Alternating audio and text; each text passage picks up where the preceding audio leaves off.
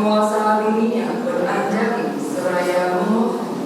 Di alam semesta ini ada makhluk-makhluk yang memiliki sedikit debu di mata mereka. Ajarkanlah dhamma demi kasih sayang pada mereka. Namo tassa bhagavato arahatu samma sambuddhassa.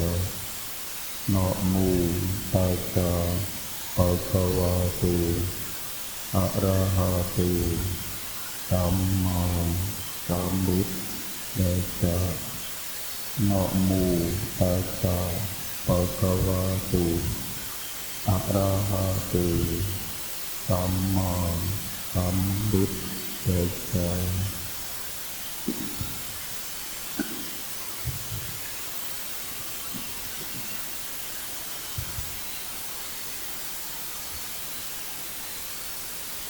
Ya, kepada ibu, bapak dan saudara-saudara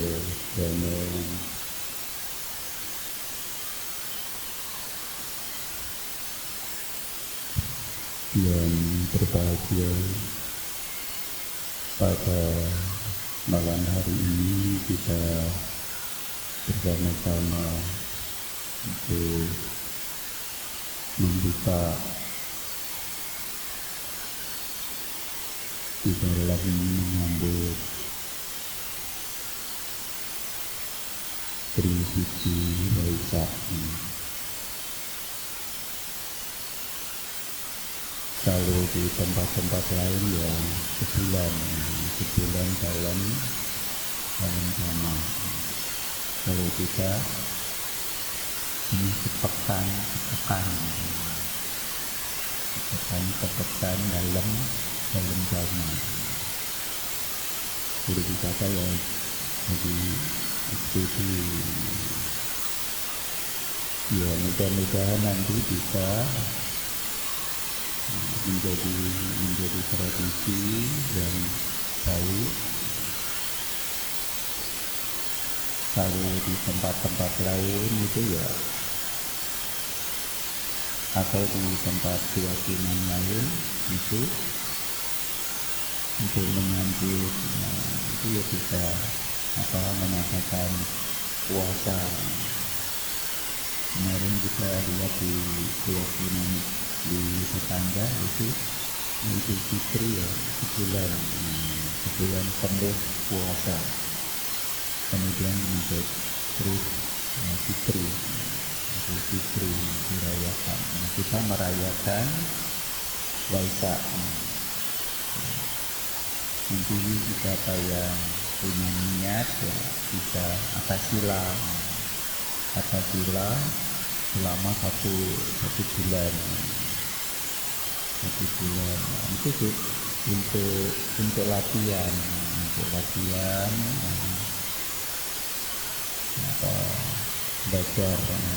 belajar mengendalikan diri, itu bisa juga merawat apa yang kita pelajari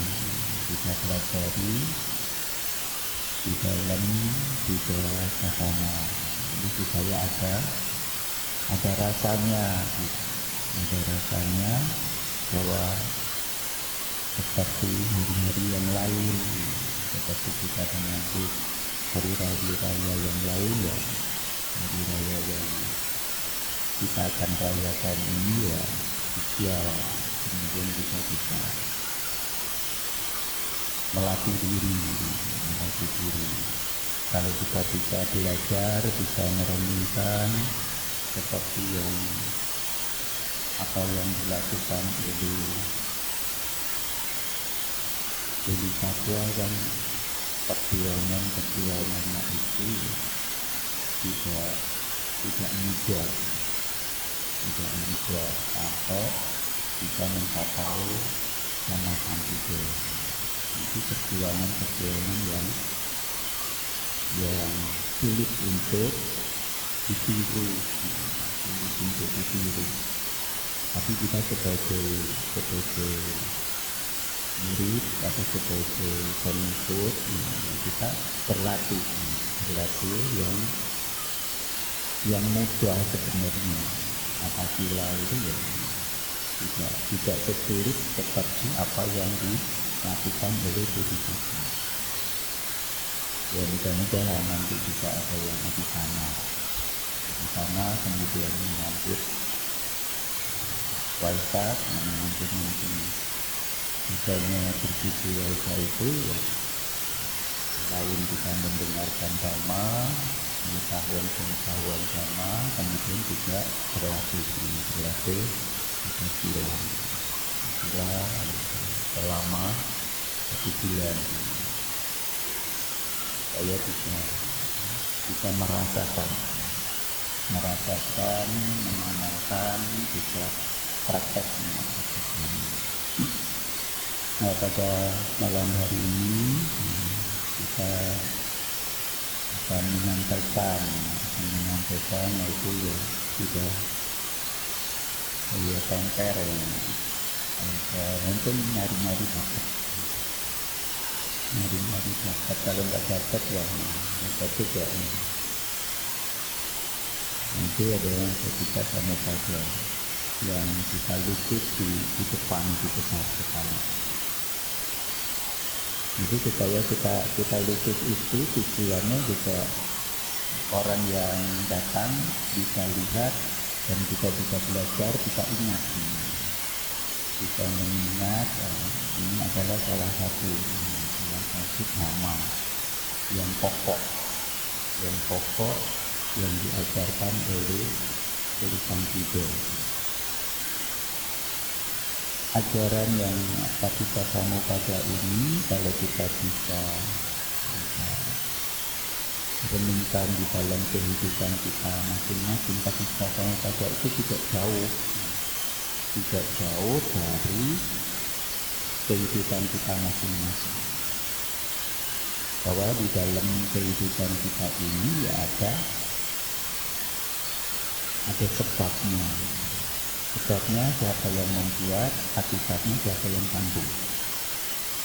Nanti di dalam kehidupan kita masing-masing kita merasakan.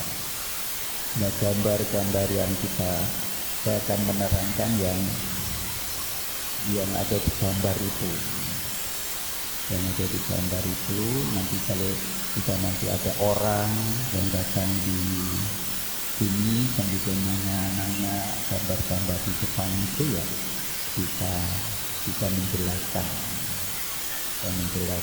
dan kita juga menjelaskan dhamma itu ya adalah hal yang positif, hal yang baik.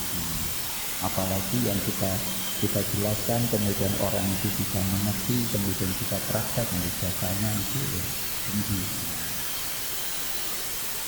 Nah, di dalam kehidupan kita itu ya semua apa yang terjadi di dalam kehidupan kita itu dari hasil sebab.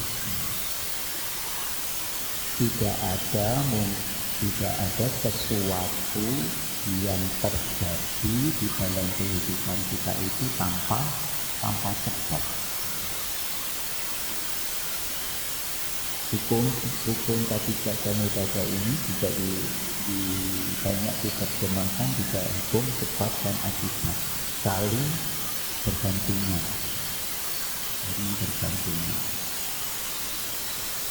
Nah, nanti kita akan secara pelan-pelan kita akan lihat dan saya akan terangkan yang itu juga diberi gambar itu ada lambang-lambangnya. Nanti kalau kita bisa memperdalam lagi ya nanti ada seminar atau ada dana talk yang atau kita ada SPD yang rutin 1 bulan penuh. Ini kalau dibahas juga bisa panjang, bisa sampai 1 SPD 1 bulan pun juga bisa. Satu video ini saja. Jadi karena Paticca ini adalah semua aspek ajaran yang diajarkan oleh Sang Buddha itu masuk di situ. Itu di dalam Paticca.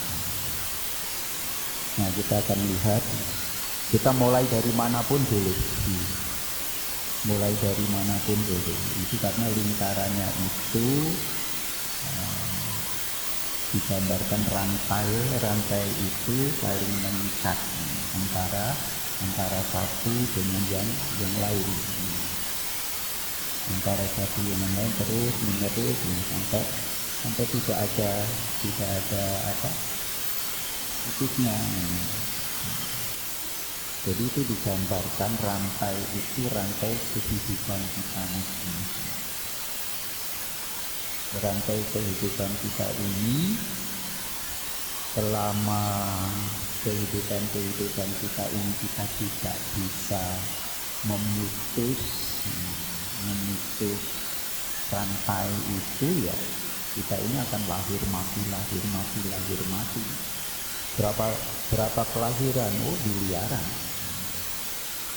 miliaran kita ini sudah air dari air mata, air penderitaan yang kita bisa kumpulkan itu jadi samudra. Ini gambaran bahwa kita ini tidak bisa memutus rantai itu. Jadi lahir mati, buka, silih berganti.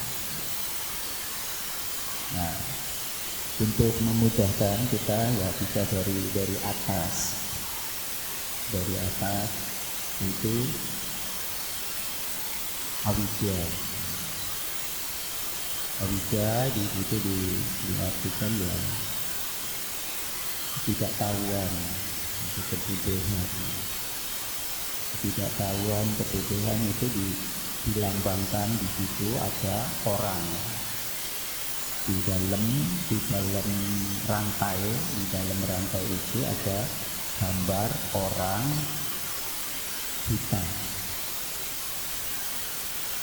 buta, kemudian ya namanya awija, namanya tidak tahu, bodoh. Tidak tahu bodoh di sini yang Sang Buddha mengacu di dalam ajaran Paticca itu kepada ajaran yang diajarkan oleh Sang Buddha, yaitu 4 kebinyaktaan mulia.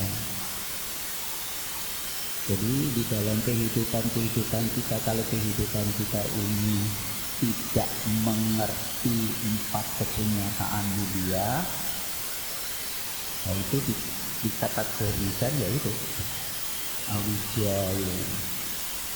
Karena itu akan menyebabkan kehidupan kita tidak akan berhenti, mati, lahir, tua, sakit, mati, terus menerus karena awija. Nah, kalau awija digambarkan itu orang buta, kalau orang buta berjalan, kita bisa bayangkan bagaimana kalau orang buta itu jalan. Kalaupun dia bawa teken, ya kadang-kadang juga dapat jalan baik, kadang-kadang juga dapat jalan yang tidak baik. Awija ini tidak bisa baik, juga tidak bisa buruk. Awija ini bisa menyebabkan, makanya di dalam kotak terasa rantai itu dia seperti orang-orang buta. Kadang-kadang jalan di tempat baik, kadang-kadang jalan di tempat yang tidak baik. Awija kalau digabung menjadi awija, karena ada awija. Nah, di situ muncul Sankara yang artinya itu adalah bentuk kama. Dan bentuk-bentuk kama di dalam kehidupan kita itu ada kama baik, ada kama buruk, ada kama baik, ada kama buruk. Kama baik akan membuat kita ya masih sama buruk yang menyebabkan kita ya menderita. Nah, apa yang menyebabkan kita ini melakukan sama baik sama buruk? Sama baik sama buruk itu namanya kita, apa yang kita lakukan? Kita melakukan ada baik ada buruk. Kadang-kadang kita melakukan baik tidak tahu, buruk juga tidak tahu. Yang kita lakukan itu tahu-tahu sudah membawa penderitaan. Yang kita lakukan juga, apalagi di dalam awija itu ada unsur, ada di dalam kehidupan berbeda ada dosa, loba, moha. Nah, kalau dosa, loba, moha ini bersekutu dengan awija, itu apa yang dilakukan? Orang-orang melakukan perbuatan-perbuatan menjadi hanya ya aku salah sama. Ucapannya, perbuatannya, tindakan pikirannya itu dipenuhi dengan dosa, loba, moha. Nah, dosa, loba, moha. Nah, ini kalau kita bisa lihat di gambar itu yang di tengah-tengah ada gambar babi, ada gambar apa? Gambar ayam, gambar ular. Ini kalau di tengah-tengah itu, nah nanti ada dua putaran, ada yang putih, ada yang hitam. Ada yang hitam. Nah, yang hitam itu adosa, aloba, amoha. Kalau yang hitam itu dosa, loba, moha. Nah, kalau awija ini kemudian bersekutu, pandangan keliru itu bersekutu dengan dosa, loba, moha, atau bersekutu adosa, aloba, amoha, maka kita menjadi perbuatan yang kita lakukan ada baik, ada buruk. Dan ada baik, ada buruk itu kemudian menjadi yang baik yang membuat bisa maju, yang buruk juga bisa membawa penderitaan, atau yang baik pun juga bisa membawa penderitaan kalau kita tidak mengerti.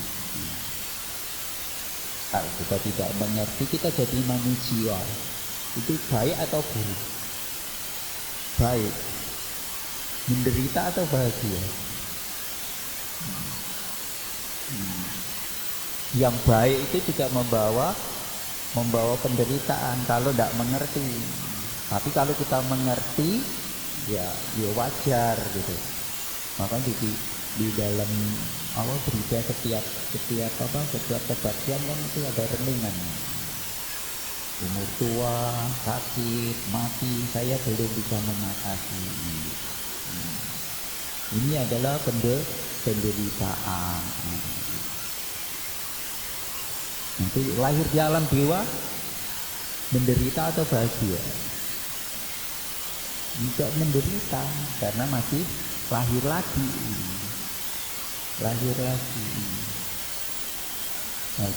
sampai ke rupa jana itu pun juga itu penderitaan. Kalau itu kebahagiaan, mungkin Pangeran Siddhartha waktu diajarin untuk mencapai tingkat kesucian mencapai jana-jana itu, wah sudah selesai.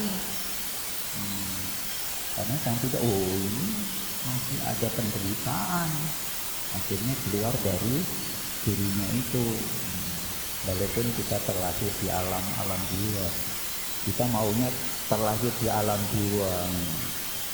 Kalau alam jiwa bawa bahagia, ya itu sang tidak tidak repot-repot menjadi budi satwa. Nah, ini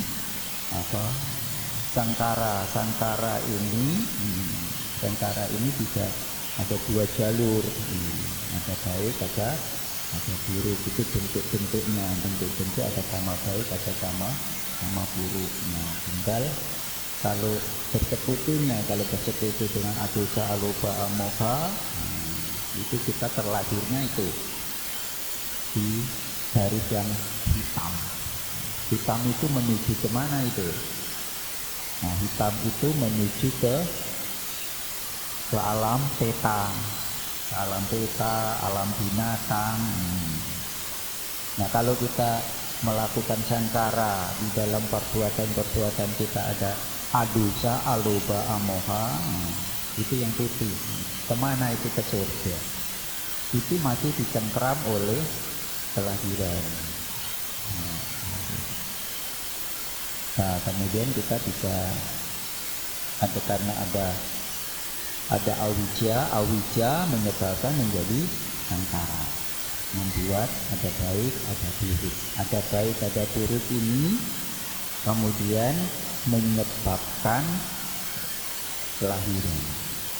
Pati sandi winyana. Kalau pati sandi winyana itu yang diartikan di situ ya kesadaran yang menyambung.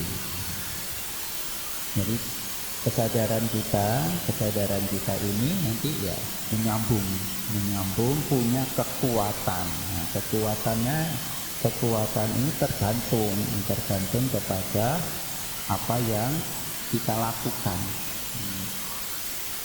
Jadi kita tidak usah meminta kita lahir di surga atau lahir di mana, buat proses. Kita tidak meminta itu. Nah, siapa yang mau ngasih? Kita yang harus berusaha. Kita mau lahir di mana. Kalau tidak lahir, nah itu ya harus diputus itu rantai. Sebelum ada karma baik, ada karma buruk, supaya kita tidak lahir lagi, ya kita harus putuskan rantai itu. Motifnya kita harus apa? Tidak usah buat karma baik, tidak usah buat karma buruk. Yang kita lakukan apa? Kita hanya sekedar melakukan yang bermanfaat bagi diri kita, bermanfaat bagi orang lain, tidak menyelakain orang lain, tidak menyelakain diri kita. Kita lakukan apa yang kita lakukan itu jangan diikuti dosa, loba, moha, atau jangan diikuti adosa, aloba, amoha.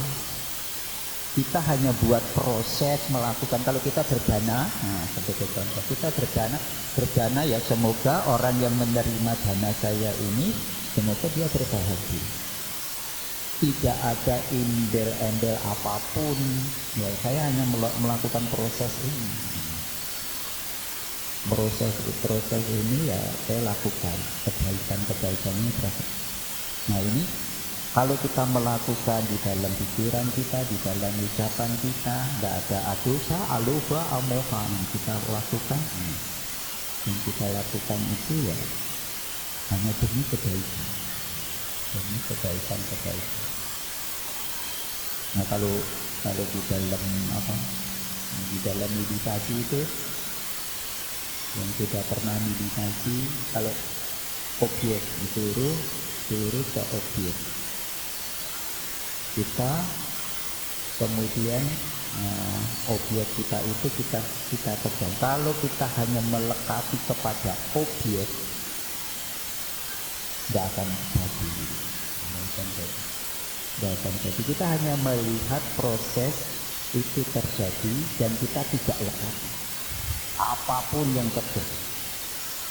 Kita hanya mengerti apa adanya itu. Nah, ini kalau di dalam meditasi kita seperti kalau kita napas, tarik napas, buat napas, hanya kita menyadari itu masuk, itu keluar.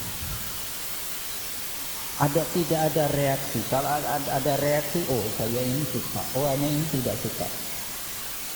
Kita lahir lagi. Kita membuat sangkara. Sangkara itu reaksi yang terbentuk lagi. Suka atau tidak suka reaksinya itu. Jadi kalau kita meditasi lihat mata itu apa? Lupa. Kita masukkan, ini dapat cahaya, ini dapat ini saya ini sudah mencapai badan ringan sekali. Nah, lupa. Itu ada unsurnya. Kalau kita mengerti, oh ya, mengerti. Kalau kita hanya mengerti, oh ya itu terjadi seperti itu. Hanya mengerti, tidak membuat tanggapan reaksi kepada apa yang terjadi. Suka maupun duka. Kalau kita dipukul orang, pelaknya, kita hanya mengerti aja sendiri. Saya dipukul orang ini jadi menang. Gak ada benci. Gak ada benci, gak ada dendam, gak ada apa. Hanya mengerti kalau tangan saya dipukul kemudian memar. Oh iya, wajar. Nah, tidak membuat tanggapan. Kalau saya dipukul memar sakit. Apa kita bilang sakit walaupun kita memaafkan orang itu ada benci. Ada benci.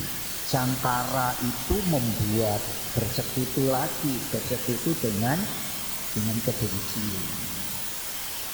Dengan kebencian. Kalau kita tidak tahan, awas nanti akan balisi. Oh itu kebenciannya jadi besar. Kebenciannya menjadi besar. Itu sangkara itu membentuk kemudian mencengkeram. Apa yang mencengkeram? Kelahiran, dimana adalah winyana, kesadaran. Ada kesadaran, kita sadar, menyadari kesadaran itu kemudian itu menjadi sangkara mencengkeram. Winyana mencengkeram nama rupa. Nama rupa di situ ada nama, itu namanya batin. Kalau di Bali itu nama dalam bahasa Bali batin. Kemudian ada rupa.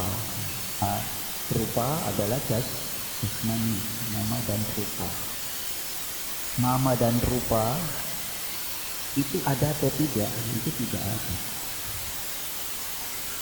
Itu ada karena ada sangkara. Sangkara ada kesadaran. Kesadaran kemudian ya mencengkeram, mencari pijakan. Mencari pijakan itu menjadi nama dan rupa. Nah, nama dan rupa itu anicca. Nama dan rupa itu anatta.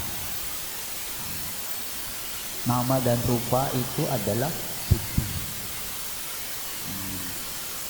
Bisa. Kita lahir ada nama dan rupa. Ada batin. Batin kita apa? Vedana, sanya, sangkara, winyana. Rupa bahasa Indonesianya aja adalah unsur padat, unsur cair, unsur panas,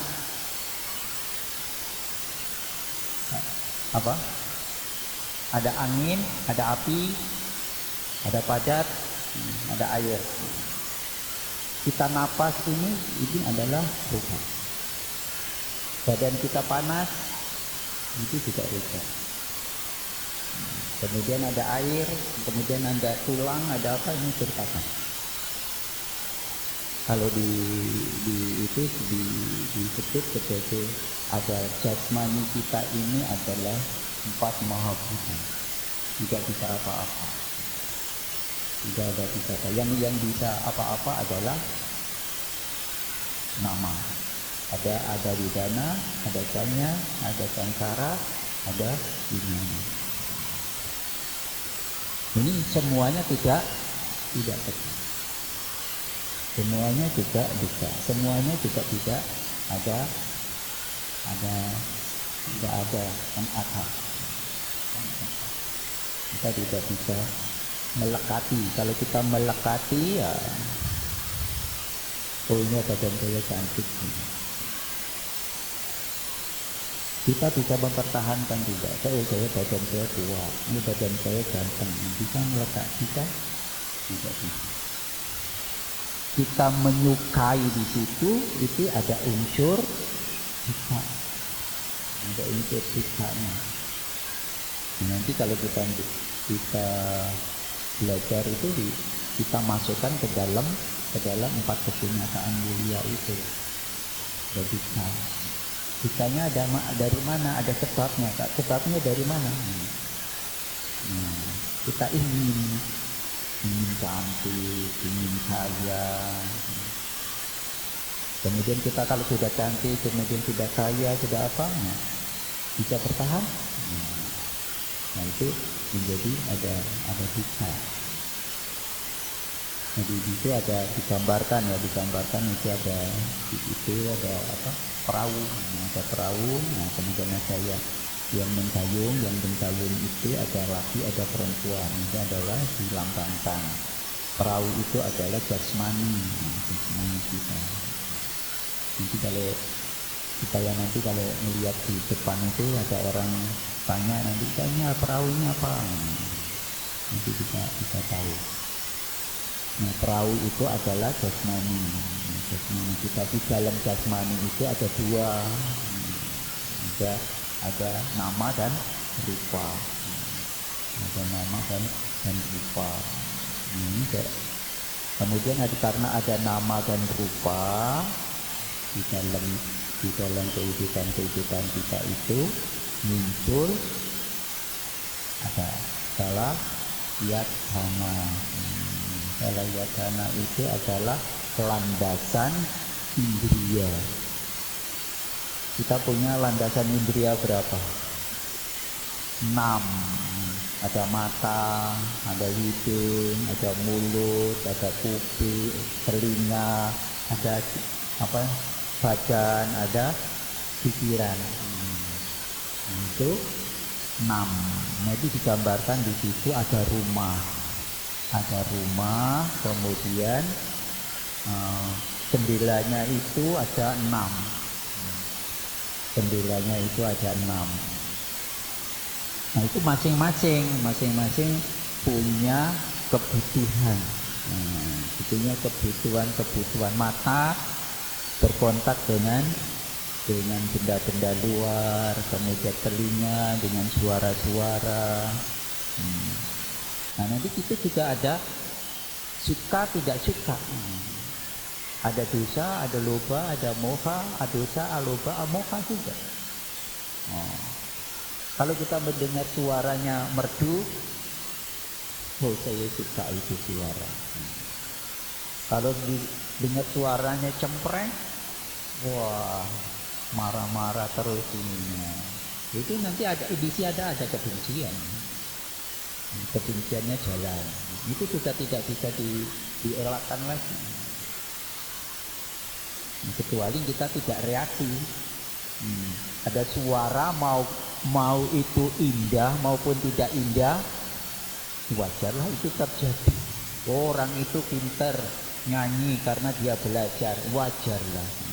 Orang itu suaranya cempreng karena tidak mau belajar, wajarlah. Kita tidak menanggapi itu, hanya mengerti bahwa suara itu cempreng, bahwa itu suara itu bagus. Tidak usah muji, tidak usah apa, hanya mengerti kondisi itu terjadi. Selesai. Tidak ada dosa, tidak ada lupa, tidak ada moha, tidak ada kebencian, selesai. Kita jadi netral, jadi apa, tidak terpengaruh suatu kondisi yang terjadi. Kita hanya mengerti kondisi itu terjadi dan kita tidak reaksi, tidak membentuk sangkara baru. Kalau kita ini suaranya bagus, nanti itu bentuk sangkara baru. Berarti kalau bentuk sangkara baru hanya ada 2, suka atau tidak suka. Kalau itu terjadi ya itu sudah bentuk-bentuk sama dalam pikiran kita. Walaupun kita tidak ucap, Jadi, oh suara kamu bagus loh, kita nggak usah ngomong begitu, kita hanya bereaksi suka, ya sudah ada luka. Ada luka. Jadi, oh suara kamu tidak bagus, nah, kita ada kebencian begitu. Karena kita mau nolak, hanya nggak mengucap, hanya di dalam pikiran. Di dalam pikiran jadi masih di dalam apa? Tusala mano hama. Masih dalam pikiran, belum terucap. Belum terucap. Ini kalau itu mata kita, apa indria kita itu minta juga kesenangannya masing-masing.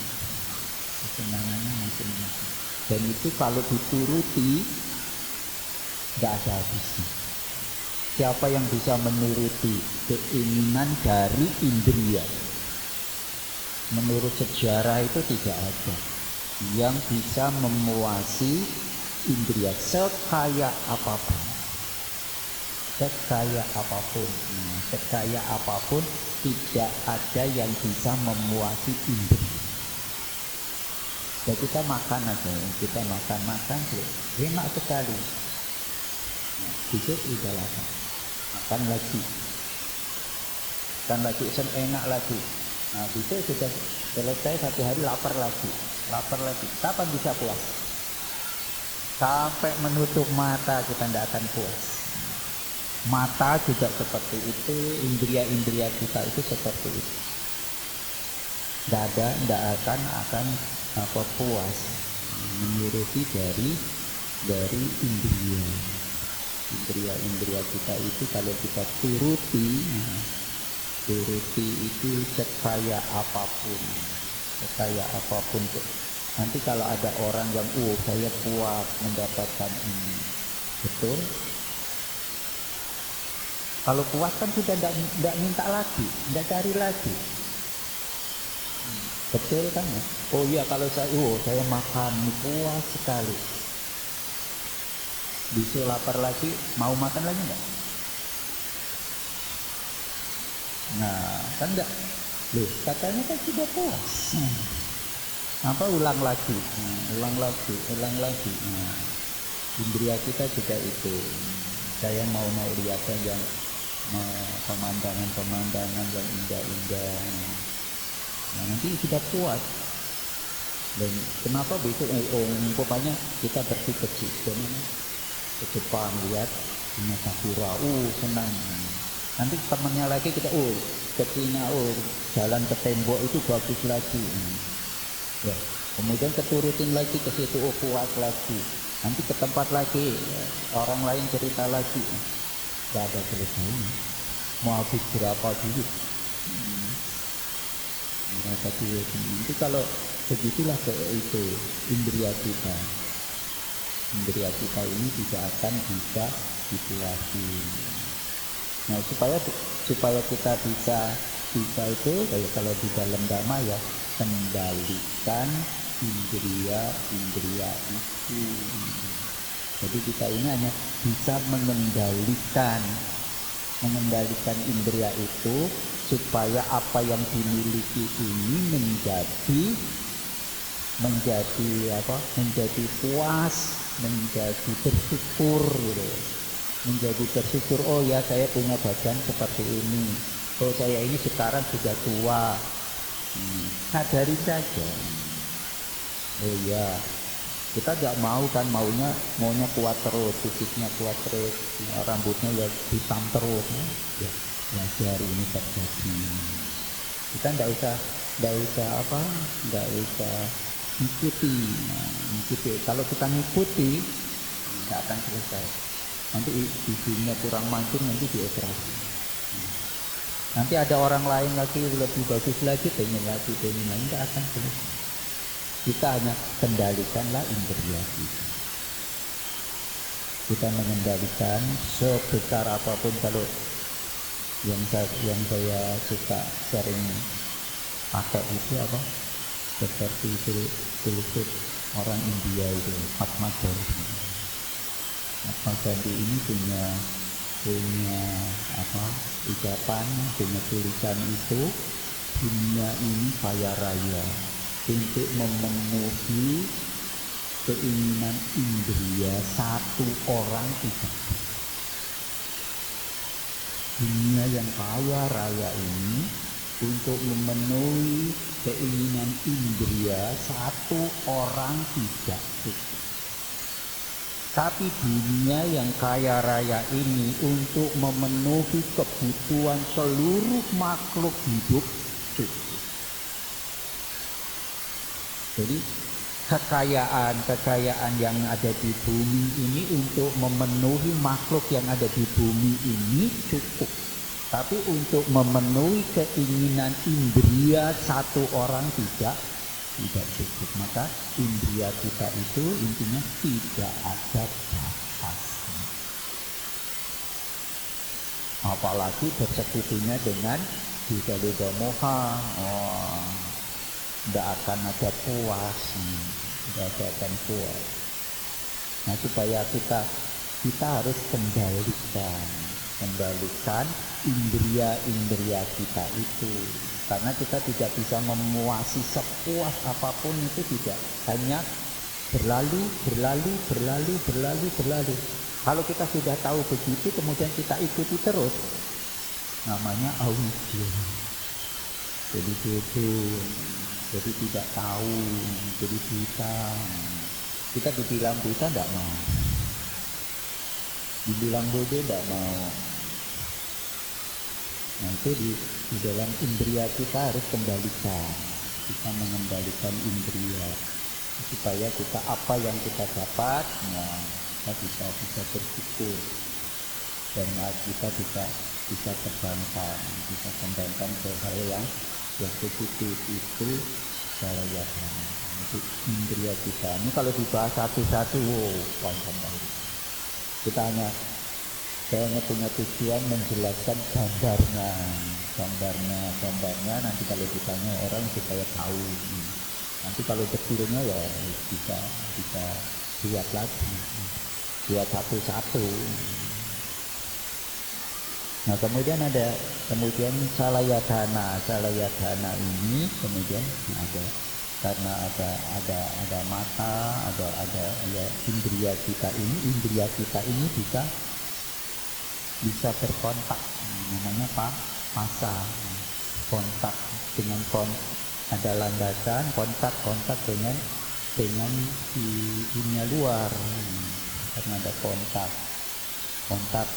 kita, ya, kita kalau yang ada suka, ada tidak suka, ya, kalau suaranya merdu ya gitu, suaranya tidak merdu itu untuk telinga. Nah, itu masing-masing punya keinginan masing-masing. Sentuhan badan ya sentuhan yang lembut, masing-masing itu bisa kontak.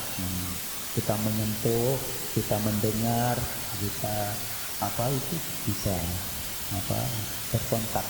Karena ada kontak, maka timbullah Vedana adalah perasaan ya, ada suka, ada tidak suka, ada netral. Nah, kita bisa berkontak dengan dunia atau dengan di luar diri kita. Nah, pikiran juga berkontak, jadi berkontak, kemudian ucapan kita juga berkontak.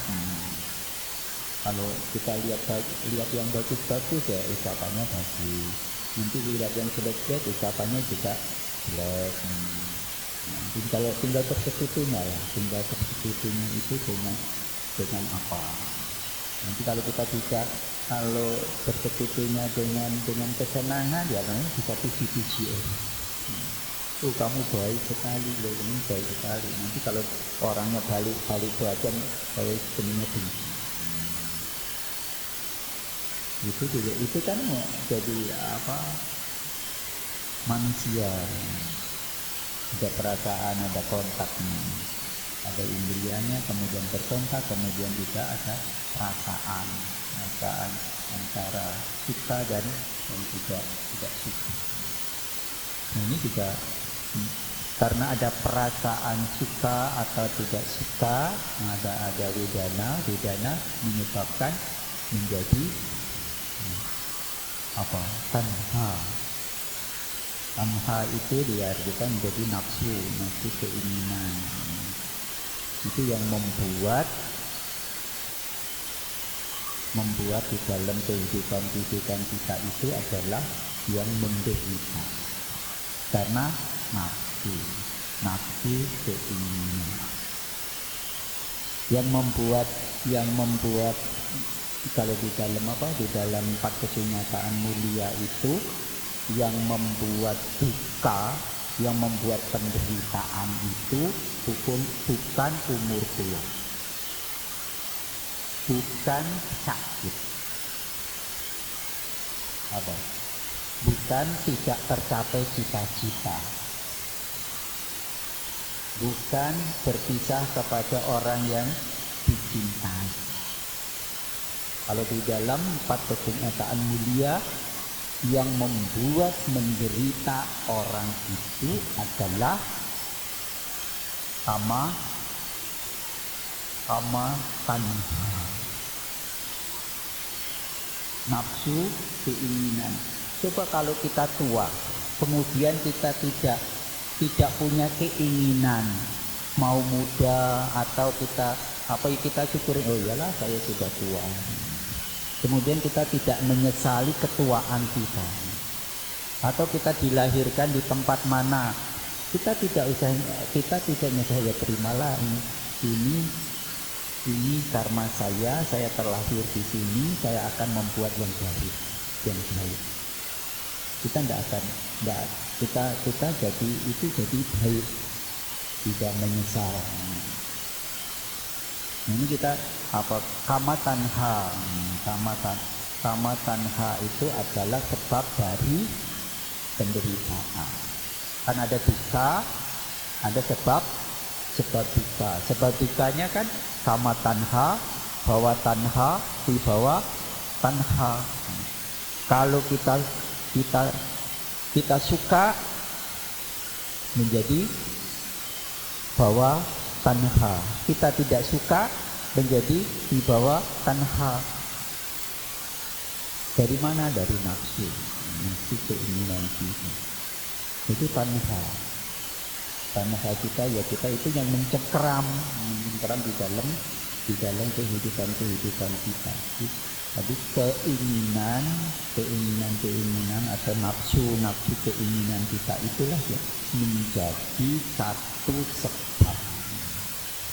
sebab dari penderitaan. Coba kita renungkan, kalau kita tidak punya keinginan, kita jadi orang miskin mau jadi orang kaya, ya saya akan jalan, tidak akan menderita. Nanti kalau jadi orang kaya, ya saya akan melakukan kekayaan, saya akan gunakan yang sebaik-baiknya dan bermanfaat. Orang itu tidak akan kesulitan lagi. Nanti lebih menjadi seperti bodhisattva itu, melakukan terbaik di dalam kehidupan. Jadi nanti kalau apa yang kita tidak usah menginginkan itu terjadi. Karena apa? Karena sebabnya sudah dilakukan. Sebabnya itu dilakukan. Nah, akibat terjadi. Kepada siapa? Kepada si pembuat itu. Tidak akan lari. Jadi kalau di dalam bisnis itu ya masing-masing keluarga itu ya sama-sama belajar, sama-sama berbuat. Karena kita lahir dari karma kita masing-masing. Bukan kita lahir dari karma ibu sama ayah. Ayahnya jadi presiden, bapaknya jadi apa? Kita yang belum tentu jadi presiden kalau kita malas-malas. Nah, kita punya karma masing-masing. Nah, kita berusaha untuk melakukan Nah, hal yang begitu. Nah, ini kita tanha kalau ke tanha ada apa? Tanha kita. Tanha ini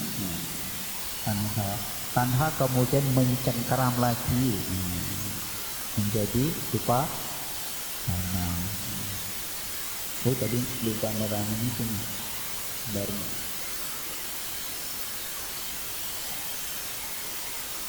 Upadana itu melekat, itu digambarkan itu ada orang yang apa?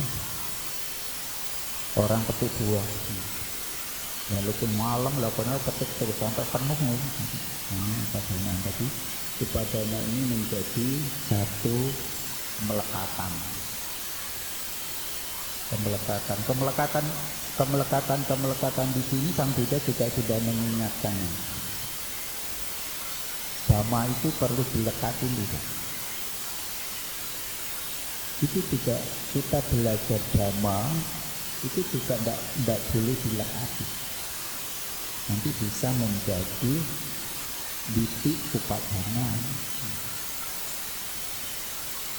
Sang Buddha menggambarkan apa? Dhamma bagaikan rakit. Bukan dhamanya kemudian rakitnya kalau sudah kita nyebrang rakitnya kita pikul. Kita pikul ke mana-mana kita pikul. Dhamma itu sebagai alat-alat seperti rakit itu punya untuk menyeberang supaya kita di sana ada kebahagiaan, di sini ada penderitaan. Nah, kemudian dhamma itu untuk menyeberang supaya kita tidak menderita, tidak terlahir di alam yang penderitaan ini. Tidak 31 alam itu. Kemudian kita bisa terbebas dari itu rakit untuk menyeberang ke pantai seberang. Nanti rakit ini, nah maka kita juga dhamma kita mengenal dhamma juga tidak boleh dilekati. Kalau kita lekati menjadi upadana titik upadana. Jadi pemelekatan terhadap dhamma. Kita baca parita, kemudian kalau baca parita biasanya kalau hari Minggu kan ada dua, ada bunga. Kemudian satu ketika tidak musim buah, tidak musim bunga. Kita lakukan puja bakti enggak? Kita lakukan puja bakti, tapi ngomel. Oh, puja bakti hari ini tidak seret karena tidak ada buah, karena tidak ada bunga.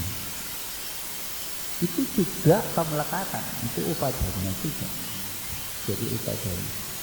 Kita baca parita, jadi baca parita kita pagi sore kita parita. Kalau kita tidak parita, saya baca rasanya tidak enak. Itu juga upadana, pemelekatan. Nah kalau pas kita jalan-jalan kemudian tidak bisa baca parita, bagaimana? Pas kita jalan keluar, dia harus terima. Oh iya, kondisinya tidak memungkinkan. Tidak terima, tidak usah menyesal, tidak usah apa. Ini terima, oh iya terjadi. Nanti kalau nanti bisa ulang lagi. Jadi tidak ada kemelekatan di situ. Jadi upadana ada di dalam itu. Kalau di dalam dhamma itu ada lebih mengerikan lagi. Kita laki-laki, kamu perempuan, itu pun tidak upadana. Upadana itu kemelekatan menjadi atta upadana terhadap diri, tidak terhadap diri kita sendiri, dari kita sendiri. Nah kalau mau mengerti, supaya itu ya kita meditasi. Nah, di dalam meditasi itu kita ambil objek nafas. Ambil nafas ada anak-anak lagi. Kita apa yang terjadi di dalam proses itu hanya kita mengerti, nggak usah komentar. Mau fisiknya sakit lah, mau tegang lah, mau napasnya hilang lah, apalah, nggak usah komentar, nggak usah bentuk reaksi baru, sangkaranya tidak usah dimunculkan. Kalau kita sangkaranya muncul, aku kok seperti ini, aku kok nggak bisa seperti ini. Nah, aku di mana? Itu udah diri aku. Nah, itu kalau membebaskan ya di dalam diri kita sendiri, ya kita mana diri kita. Napas kita nggak ada yang napas kita, napasnya diri kita. Kita hanya menyadari diri kita ini ya tidak ada inti. Itu supaya tidak menjadi upadana, tidak ada pemelekatan. Jadi ada pemelekatan itu. Nah, karena ada upadana itu yang digambarkan di situ, ada orang yang mengambil apa itu, buah-buahan, kemudian sampai siang, sampai malam pun nggak ngerti dia. Pokoknya itu nama upadana melekat. Kalau kita melekat itu seperti itu. Kalau melekat itu ya bisa terjadi apapun karena ada pemelekatan. Melekatan bisa melakukan apa saja. Apalagi kalau digambarkan itu jadi sama pemuda. Kalau sudah melekat kayak apa itu? Nah, laut itu seberangin, gunung itu jadi. Bintang rembulan pun bisa didapat gitu. Itu tekadnya. Itu karena melekat. Kalau tidak dapat,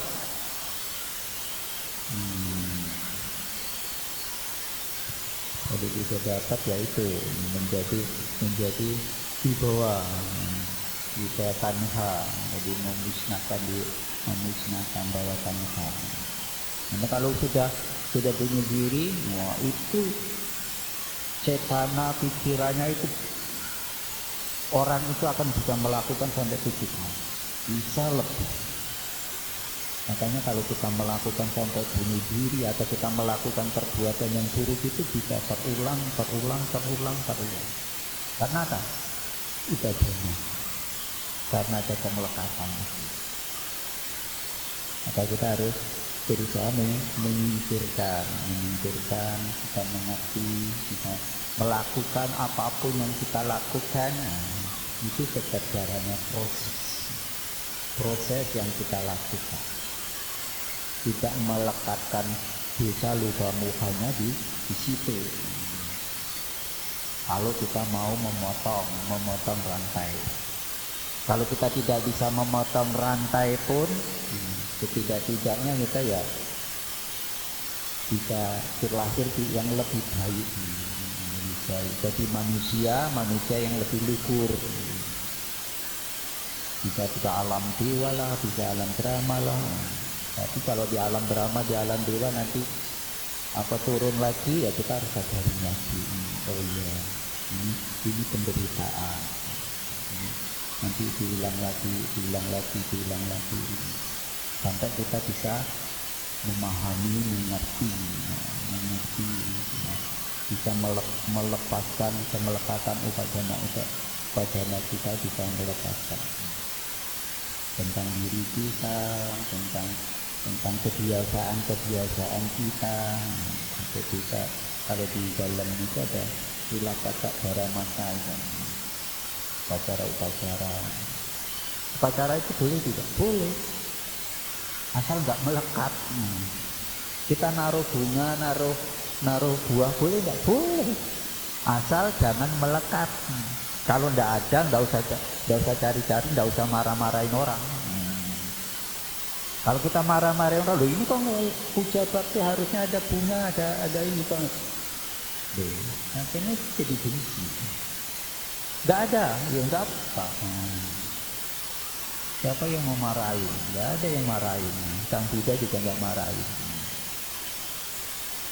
Nah, kita boleh taruh, boleh untuk puja. Ada pohon besar, kita kasih puja, boleh. Tapi jangan melekat.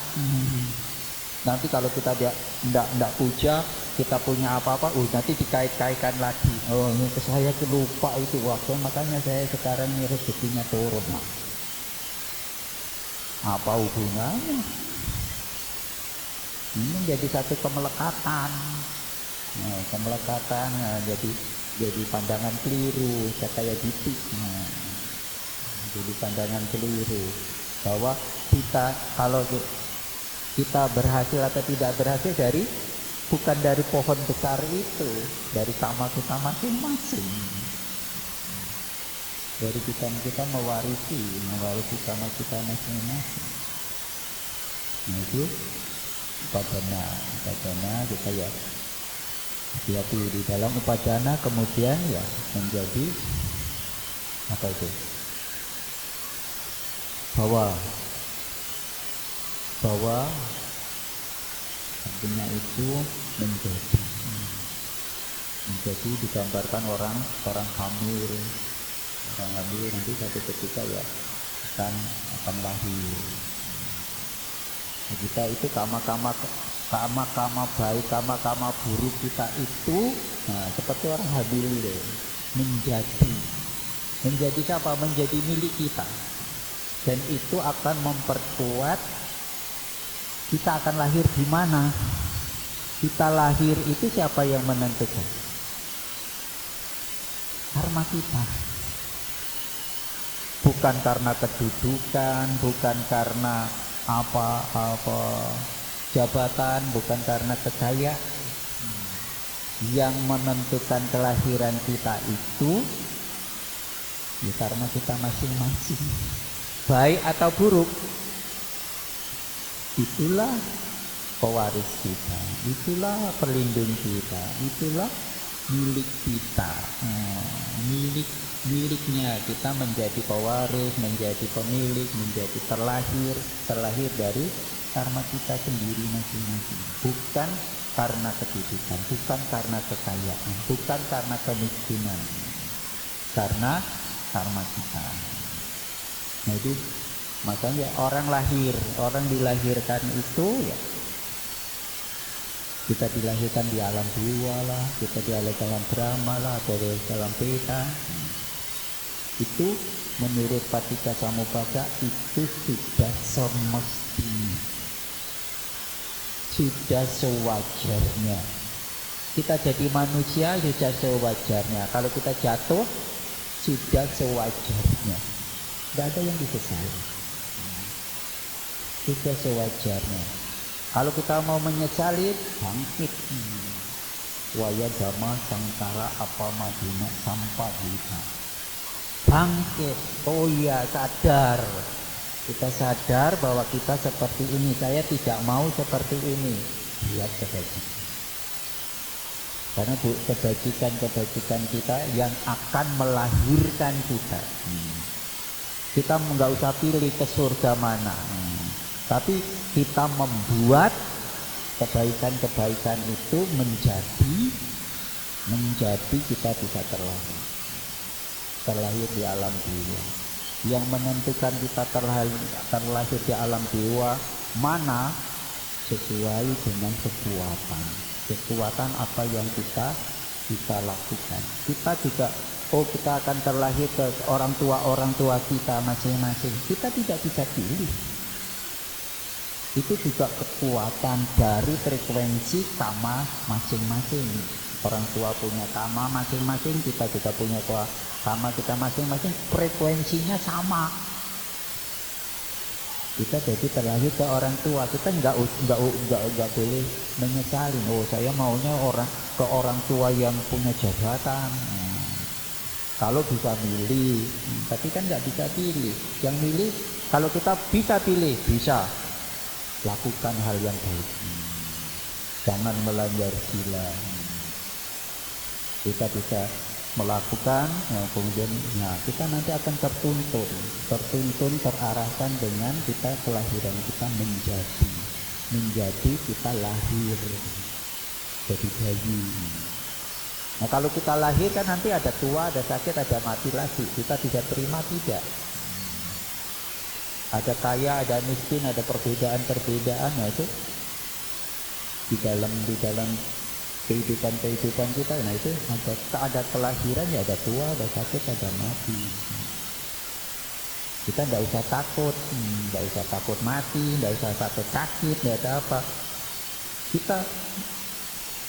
Kalau kita ini mau takut saya supaya tidak mati, supaya saya tidak sakit, jalani dhamma.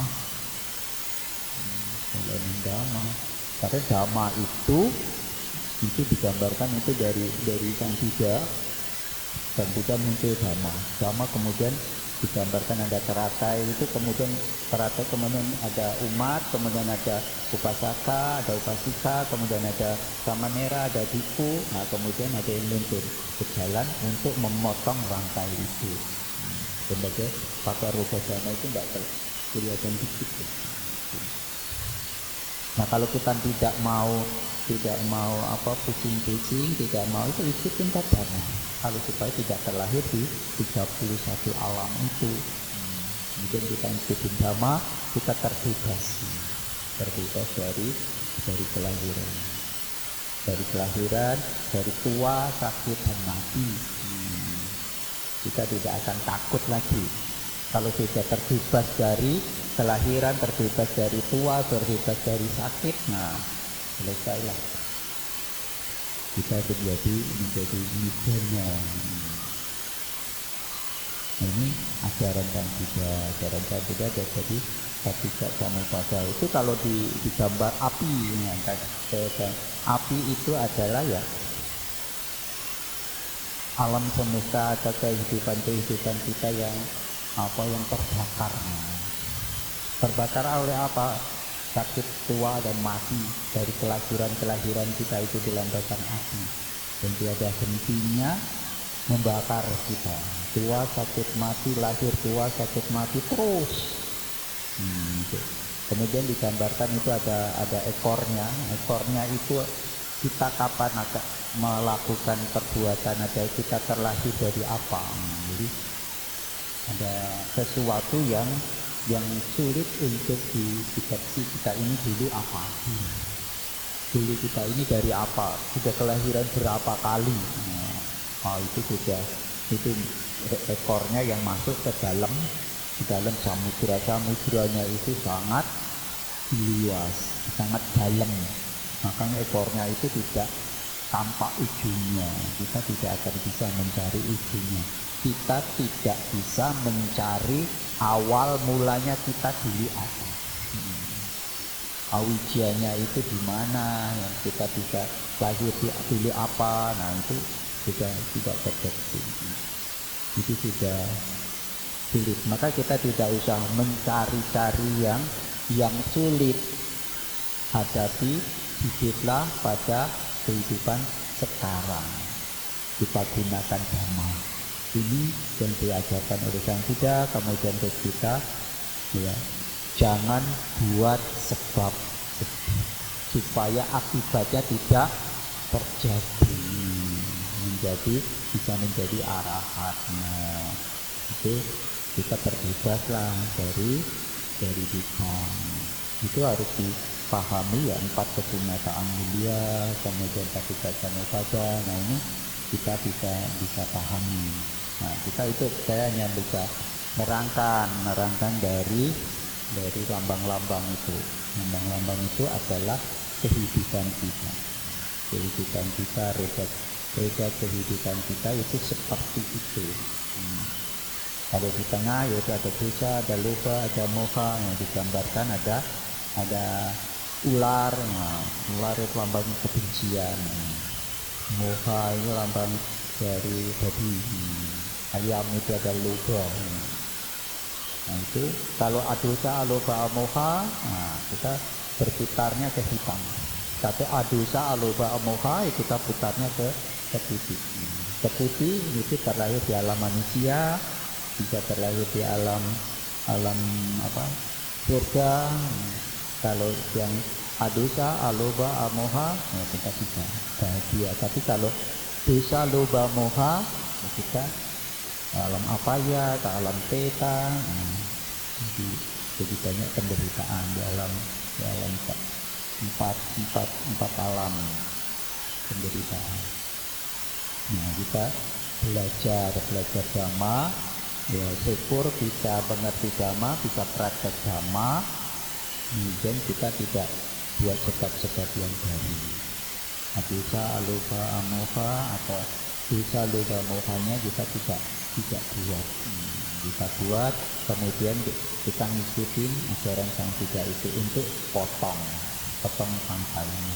Dengan apa? Dengan dhamma. Dengan dhamma itu bisa memotong rantai. Itu ditandakan antara lahir dan mati. Sebelum mati kita potong. Nah, kita gunakan dhamma. Nah, kesempatan kita menjadi manusia. Dan kita punya kesempatan mendengarkan dhamma. Kita punya kesempatan untuk melakukan hal-hal yang baik sesuai dengan dhamma. Dan kita punya kemampuan mau atau tidak.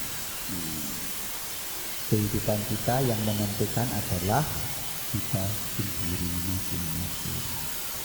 Nah, itu yang bisa saya sampaikan pada malam hari ini. Nanti kita kalau ada pertanyaan ya boleh kasih setengah jam sampai jam 9. Mau tanya? Namo Buddhaya, Bante. Mau tanya Bante, apakah tadi yang aloba, adosa, dan amoha itu sama dengan metta, karuna, dan mudita? Terima kasih Bante. Dosa, loba, moha itu sama dengan metta, karuna, mudita. Adosa, aloba, amoha apa sama? Metta, karuna, mudita apakah sama? Ya tidak sama. Aloba, adosa, amoha itu tidak punya kebencian, tidak punya keserakahan, tidak punya kebodohan. Nah, di situ menjadi orang itu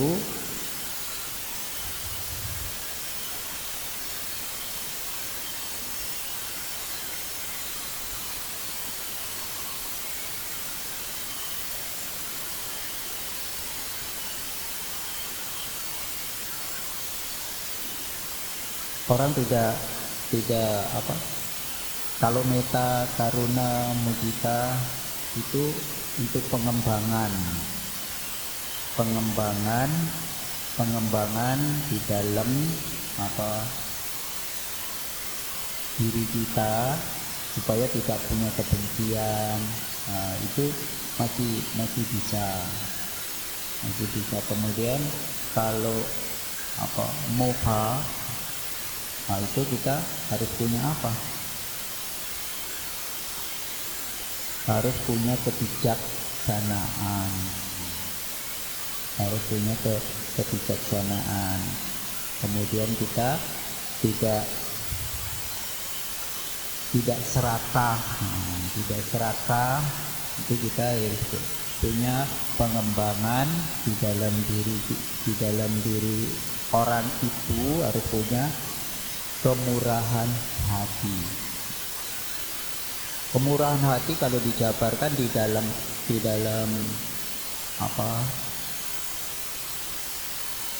empat Brahma Wihara itu ya ada masuknya,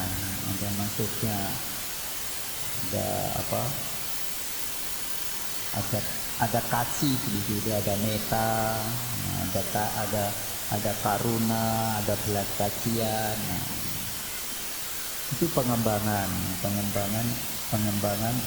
metta.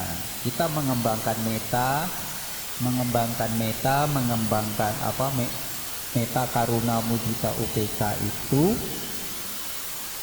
UPK itu ada baik ada buruk. Orang bodoh ya masa bodoh,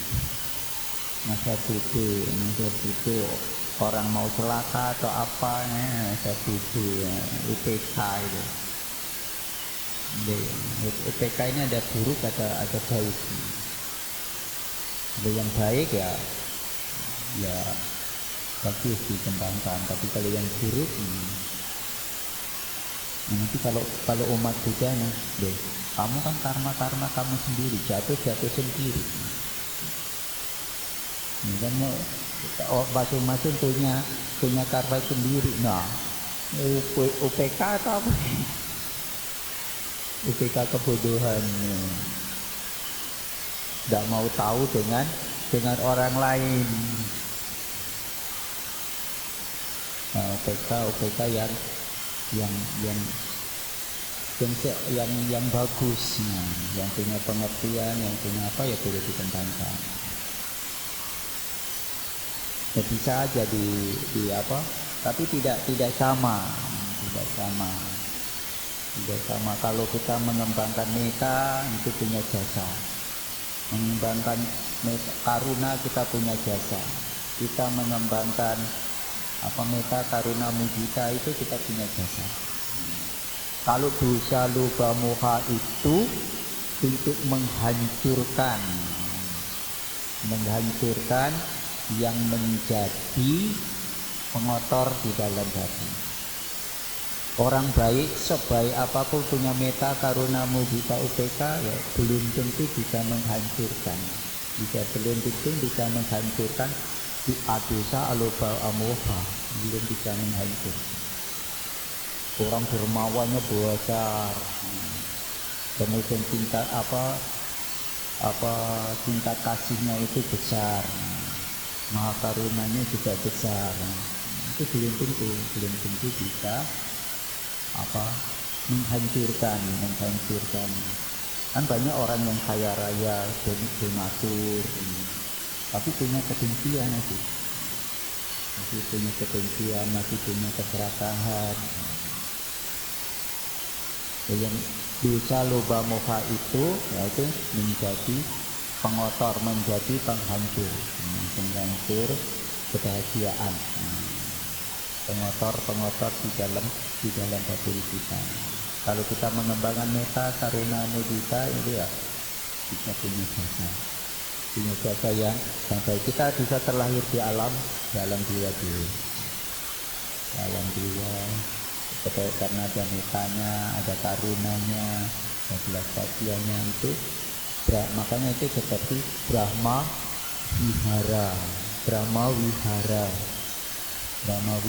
itu ya sifat kedewaan. Brahma itu ya alam dewa. Orang punya sifat-sifat Brahma wihara. Kalau kita mau terlahir di alam Brahma, saya kembangkanlah itu sifat-sifat 4 sifat mulia itu. Ada meta, karuna, mudita, UPK. Kalau kita mau terbebas dari kelahiran, kita gunakanlah adosa aloba amoha untuk terbebas dari penderitaan, terbebas dari pengotor tadi. Oke.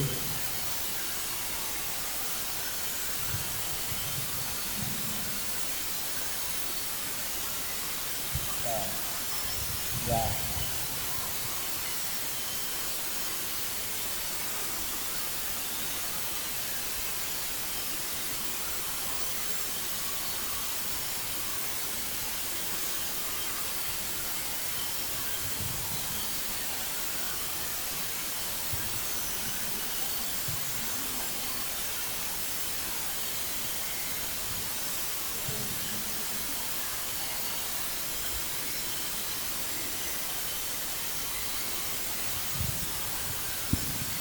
Melakukan perbuatan buruk itu buahnya buangnya bisa berturut-turut. Kita ambil salah satu contoh. Itu apa? Ada Lusakatera, nanda. Lusakatera itu membuang makanan yang seharusnya diberikan sama seorang KTK itu sekali. Tapi dia kelaparan, mati hidup kelaparan 500.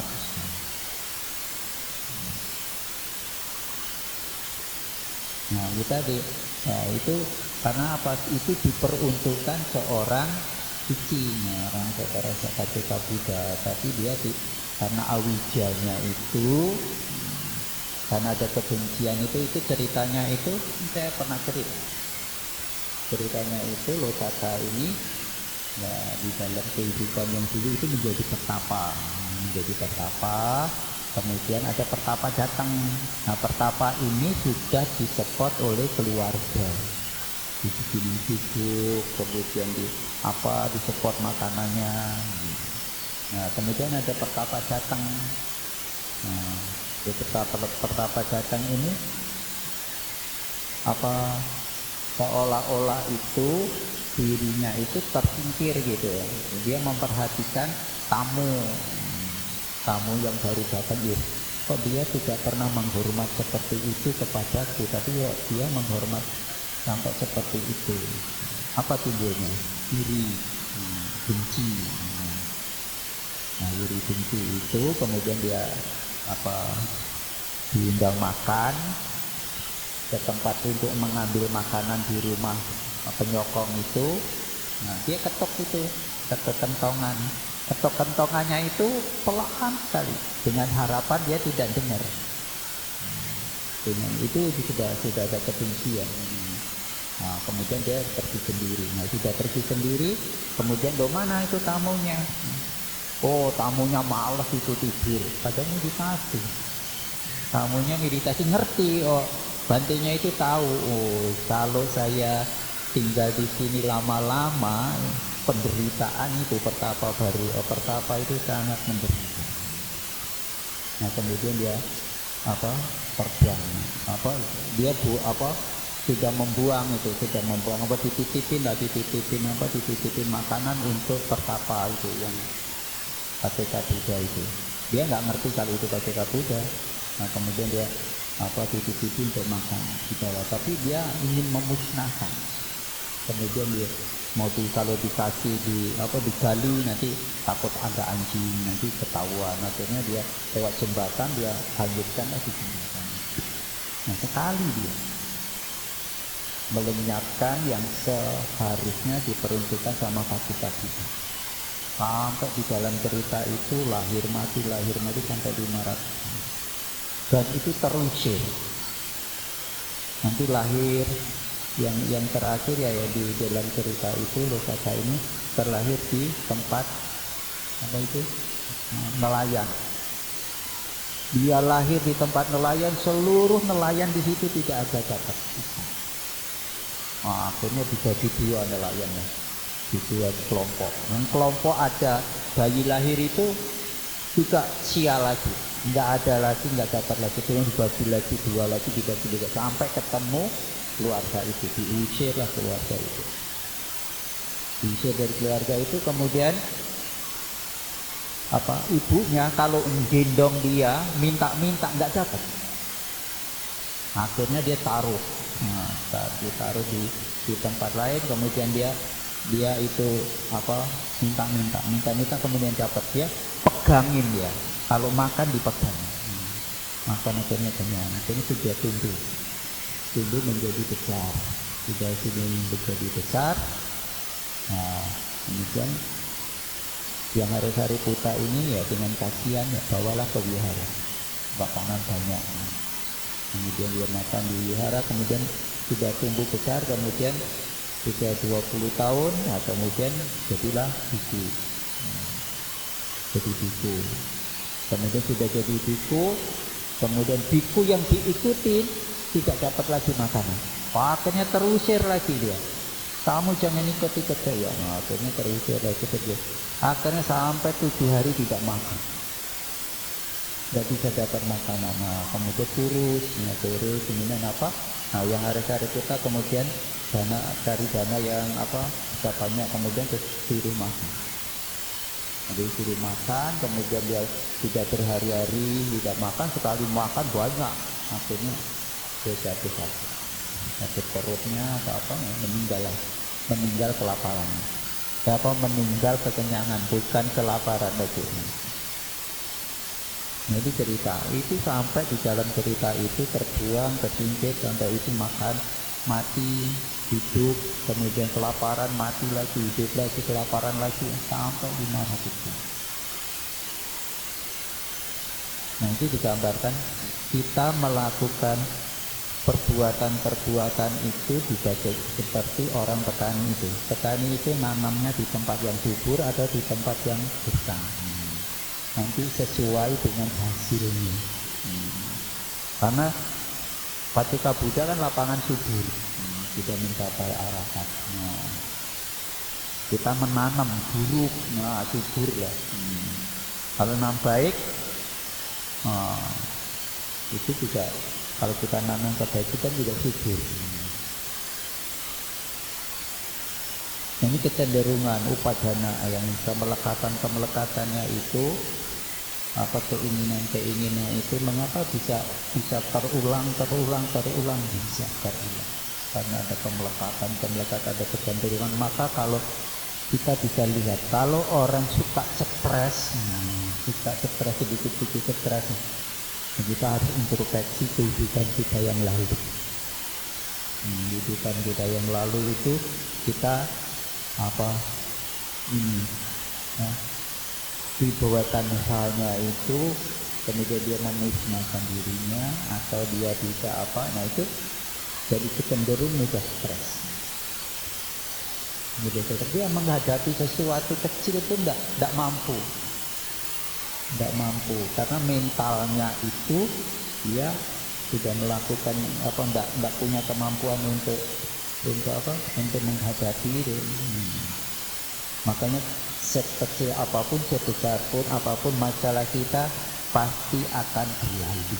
Maka hadapilah dengan keuletan, dengan kesungguh-sungguhan. Nanti hadapin, nanti waktu juga berlalu, nanti berlalu, nanti satu kita selesai. Nah, kalau itu nanti kita punya mental, mental tangguh. Kalau kita punya mental tangguh, aditana kita ini tangguh, siapa yang bisa menghalangi? Brahma pun tidak akan bisa menghalangi. Dewa pun tidak akan bisa menghalangi cita-cita yang akan kita cita-cita. Contohnya siapa? Pangeran Siddhartha menjadi bodhisattva. Siapa yang bisa menghalangi? Bapaknya, orang tuanya, ibunya, semua tidak akan bisa menghalangi. Nah, itu kalau mentalnya itu membaca, namanya sempurna di dalam aditana. Makanya kita aditana itu bisa memperkuat mental kita. Jadi hadapilah kehidupan kita ini dengan benar. Pasti berlalu. Kita bilang aja anicca. Kalau kita mau aditana duduk berjam-jam. Tapi kita tidak aditana. Saya 4 jam, sebelum 4 jam saya nggak akan buka mata. Tidak itu itu kemana? Kita hanya senyum aja, pasti berlalu. Semuanya pasti berlalu. Jamnya berputar, tidak berhenti. Pasti berlalu. Nah, nanti satu ketika kita kuat, apa yang terjadi? Kita senang. Maka kalau beraditana jangan tinggi-tinggi. Kalau kuatnya 1 jam ya 1 jam aditananya. Itu baru aditana. Nanti kalau kita melihat prosesnya dalam meditasi, ya itu lebih bagus lagi. Bukannya aditananya yang lulus, tapi pengotor batinnya juga hancur. Kita hanya aditana. Kita bisa aditana itu salah satu paramita itu. paramita yang harus kita kembangkan, harus kita sempurnakan juga.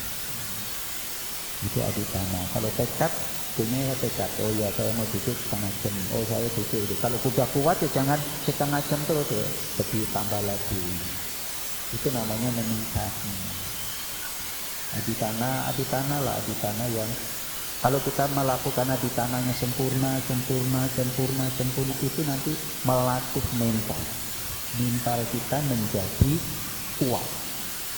Kalau sempurna adipananya, kita punya tekad drama 2 itu tidak akan bikin. Nah itu kalau sempurna. Makanya kalau kita adipana, kalau sudah 5 menit nih, oh lama sekali, biarlah nanti berlalu. Pasti berlalu, nanti kita kuat lagi. Itu menjadi punya mental yang tangguh, mental yang kuat.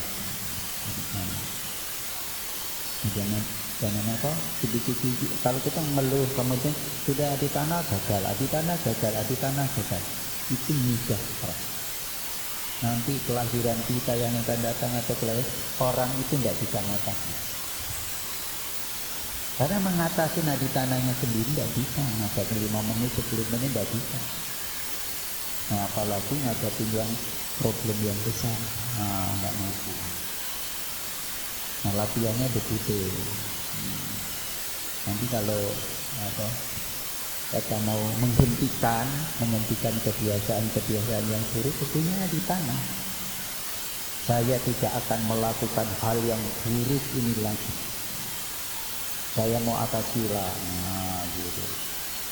Tapi akasila, ceit sabgo, selesai. Sudah selesai, ceit sabgo selesai. Kemudian nanti kalau nanti hari raya, sebelum menjelang hari raya saya 1 bulan, adipana lagi. Itu untuk menyelesaikan hal-hal yang buruk ini.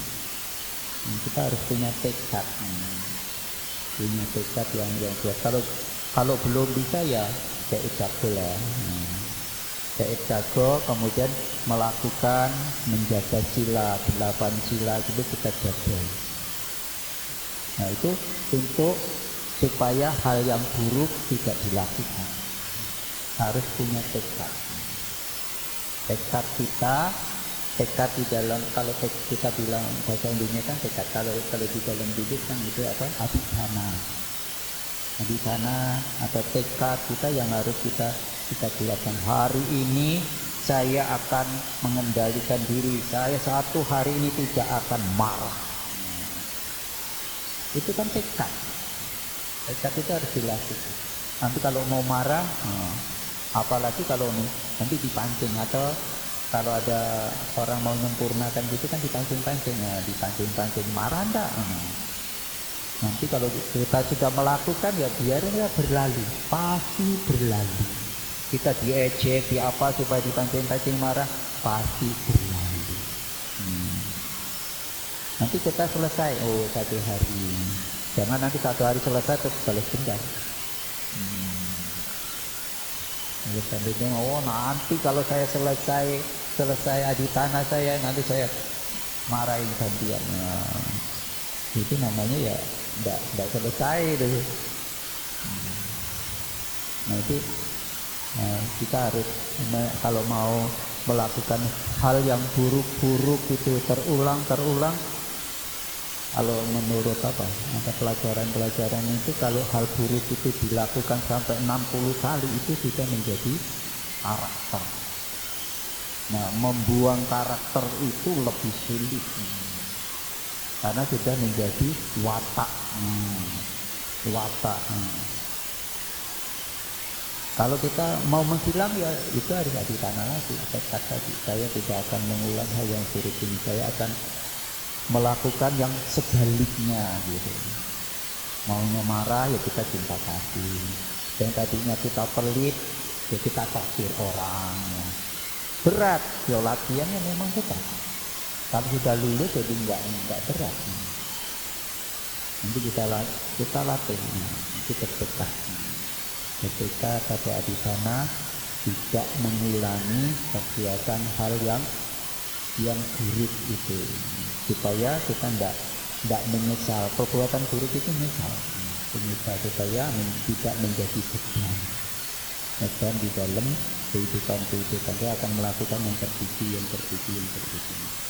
Punyailah tekad, dan itu dilakukan dengan sungguh-sungguh.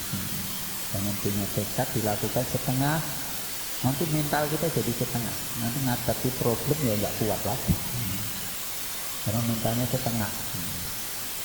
Kalau punya tekad kuat, Dewa Brahma pun itu sudah teruji deh. Bodhisattva Siddhartha itu sudah tidak ada yang bisa menghalangin apa yang telah yang dicapai, apa yang dicita-citakan Siddhartha akan tercapai.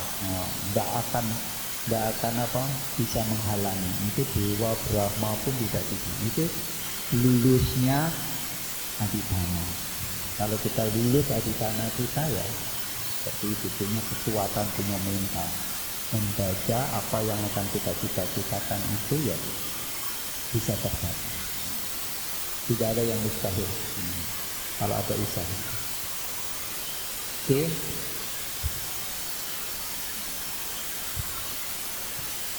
Nah, ini sudah jam 9 baru wajib pada taat. Gimana lagi ini? Ya, nanti takutnya yang tua-tua itu. Dia dua. Oh ini saya batik. Kalau sesudah batik ceramah atau sama desana gitu kan, atau memimpin kerja bakti apa atau makalah, biasanya kerja umat atau pemimpin upacara membacakan Ogasa Wandami Bante. Kami umat bersujud gitu kan. Bersujudnya sesudah Bante mengucapkan data parita pemberkatan, baru kami berdiri sudah mengucapkan sadu-sadu 2 kali lebih sujud, atau bagaimana? Mohon pencerahannya Bante. Terima kasih. Kenapa kita memakai aktor daripada paticca Samada ini, yaitu ular dan babi dan ayam tadi? Maksudnya apakah maknanya itu berhubungan satu sama lain yang bisa mengakibatkan hubungan satu sama lain? Terima kasih. Pertanyaan saya persis seperti yang Romo Peter katakan. Apakah ada sejarah di balik ini? Kenapa cuma dipilih 3 binatang itu? Ayam melambangkan lomba, kemudian ular melambangkan dosa, kebencian, dan babi melambangkan kebodohan. Kenapa tidak ada binatang lain nanti? Mungkin ada sejarahnya. Terima kasih. Ini hanya rancangan ilustrasi orang yang buat, bukan Sang Buddha. Bukan Sang Buddha yang buat. Oh ini babi, ini rancangan orang yang membuat ini supaya menerangkannya itu lebih mudah.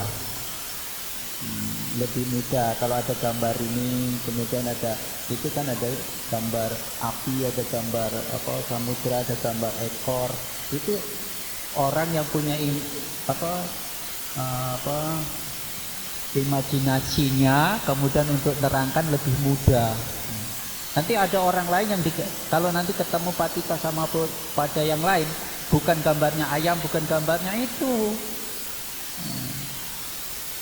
Lain, kalau apalagi dari Tibet itu lain lagi, bukan ular, bukan itu hanya untuk melambangkan untuk menerangkan. Kalau mungkin orang yang yang gambar ini mungkin kan ayam itu kan lambangkan itu babonnya banyak. Nah itu babonnya banyak itu lambang serakah. Babi ini suka tidur ngebudu. Ular kalau disenggol kan ya itu benci gitu ya. Ini untuk ilustrasi gambarnya, kemudian ada Awija, kemudian orang buta, kemudian Cangkara, ada orang yang buat gerabah, itu untuk memudahkan. Nggak ada gambar ini juga kita bisa Awija keterangannya begini, ini kayak begini, ini hanya untuk memudahkan, untuk menerangkan. Ilustrasi untuk menerangkan. Nah kemudian apa itu? Apa? Buto, agak apa itu namanya? Raksasa. Raksasa kemudian mencengkeram. Mencengkeram apa? Apa itu? Rantai. Itu lambang apa itu? Petara kala. Kala itu kan dalam bahasa Jawa, kala itu adalah waktu. Kehidupan kita ini dicengkeram oleh waktu. Ini pintar yang gambar. Yang gambar pintar, jadi kita menerangkan lebih mudah. Nah kita hanya untuk menerangkan aja, tidak paten. Nanti kita ketemu Patika Samupada yang lain lagi, nanti gambarnya lain lagi, nanti bingung lagi. Oh kok nggak ada ayatnya?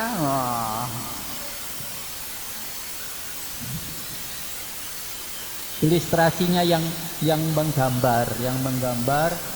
Untuk kalau Bante Sombat bikin untuk menerangkan dosa loba moha lagi beda lagi. Dia pakai lampu. Ada lampu, ada kelopaknya. Di kelopak lobanya apa dosanya dibuka, lampunya belum nyala. Nanti kelopak kedua mohanya dibuka belum nyala. Nanti tiga-tiganya dibuka. Nah, nanti dipencet, ini ada pencetannya, lampunya nyala. Nah, menjadi terang. Itu hilangnya dosa, hilangnya loba, hilang moha. Kemudian lampunya apa? Punya pandangan terang. Itu beda lagi. Kalau ke Dhammacakka nanti sering itu diperagain gitu. Nah ini sebagai lampu yang terang gitu. Nah ini padahal ada pencetannya. Ini dosa loba mohanya ya ndak bisa terang. Pencet. Nah nanti untuk terangin itu ilustrasinya Bante Sombat sendiri juga punya untuk memudahkan kita supaya kita menjadi terang, hidup kita lebih baik. Ini apa seperti lampu ini gitu. Lampunya kalau ini dosa lobanya ini yang nutupin lampu. Kan dipencet nggak terang karena dia masih ada dosanya, lobanya kan lapisan pertama, lapisan kedua, lapisan ketiga kan masih tutup begitu. Dipencet, nah nggak terang karena masih tertutup. Ini buka satu, nah masih tertutup lagi. Nah kemudian bukain tiga-tiganya buka, nah gitu. Itu untuk menerangkan aja. Iya, ini Bante Kantipalo namanya, yang punya ide ini namanya Bhikkhu Kantipalo. Ini orang Australia yang gambar. Jadi orang Australia ini yang bergambar, kita terima kasih sama Bante Australia itu, Bante Kantipalo yang gambar untuk menerangkan Patika ini Samupada. Kalau enggak ya nggak ada gambar ya udah, kita mau menerangkan dari manapun bisa itu. Kita nerangkan dari tengah bisa, kita nerangkan dari apa? Kita dari nama dan rupa juga bisa. Itu dipotong dari manapun bisa. Nah, api itu ya lambangkan itu kehidupan kita. Kemudian ada biru-biru itu laut samudra. Kemudian ada ekornya itu kita awija kita apa? Kita lahir itu kapan? Nah, kita tidak diketahui. Nabi itu gambarnya buta kala. Kala itu adalah waktu. Kita dimakan oleh sang waktu. Mau tidak mau kita waktu apa hidup kita ini gunakan atau tidak gunakan, kita termakan oleh waktu. Bermanfaat atau tidak bermanfaat kehidupan kita terserah sama kita masing-masingnya. Tapi kita dimakan oleh waktu. Digunakan juga termakan, nggak digunakan juga termakan. Termakan oleh waktu. Gitu. Maka kalau ada apa orang yang usaha itu apa money supaya kerja adalah apa, waktu adalah uang, time is money gitu kan. kalau orang yang menggunakan waktu, orang usaha ya. Yang kalau Pak Hermanto itu terserah, fleksibel aja.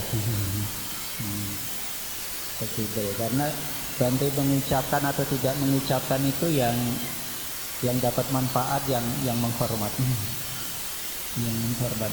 Hanya supaya ada fokus.